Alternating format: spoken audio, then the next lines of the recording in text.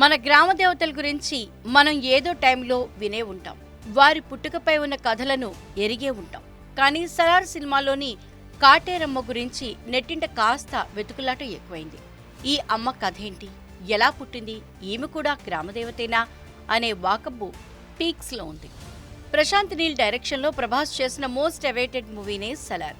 Sky high అంచనాల మధ్య రీసెంట్గా రిలీజ్ అయిన ఈ సినిమా సూపర్ డూపర్ హిట్ అయింది. ప్రభాస్ మాస్ యాక్షన్ మ్యాజిక్ ను మరోసారి సిల్వర్ స్క్రీన్ పై ఆవిష్కరించింది. ఇక అందులోనూ కాటేరమ్మ ముందు ప్రభాస్ చేసే వీరంగం అందరినీ ఆకట్టుకుంది. అందులోనూ ఆ ఫైట్ చివర్లో కాటేరమ్మకు విలన్ను బలిచ్చే సీన్ అందరిలో పూనకాలు తెప్పించింది. అయితే తెలుగు ఆడియన్స్ కు కాటేరమ్మ పేరు కాస్త వెరైటీగా అనిపించింది. అందుకే ఆ అమ్మ గురించి తెలుసుకునే ప్రయత్నం నెట్టింట చేస్తున్నారు. ఇక కాటేరమ్మ కూడా ఓ గ్రామదేవతే.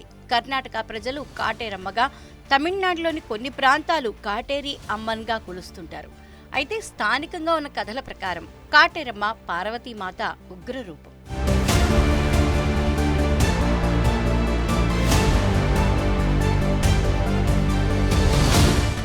ఇక ఈ తల్లి పుట్టుకపై ఓ కథ కూడా స్థానికంగా ప్రచారంలో ఉంది.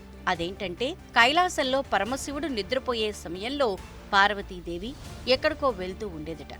ప్రతిరోజు రాత్రి సమయంలో వెళ్లి సూర్యోదయం కాకముందే కైలాసానికి తిరిగి వచ్చేదట. అది గమనించిన శివుడు పార్వతీదేవిని అడిగాడట. అయితే తనకు తెలియకుండానే అలా జరుగుతోందని చెప్పిందట పార్వతి. దీంతో ఓ రోజు పార్వతీదేవిని శివుడు అనుసరించాడట. ఆమె అడవుల గుండా వెళ్తూ కనిపించిందట. అయితే ఆమె ఒక్కసారిగా కాళికా రూపంలోకి మారి పాతిపెట్టిన శవాలని బయటికి తీసి తినే ప్రయత్నం చేసిందట. దాంతో శంకరుడు ఉగ్రరూపంలోని పార్వతీదేవిని ఆపటానికి ఆమె వెళ్లే మార్గంలో పెద్ద గొయ్యిని సృష్టించాడట. దాంతో ఆమె అందులో పడిపోతుందట.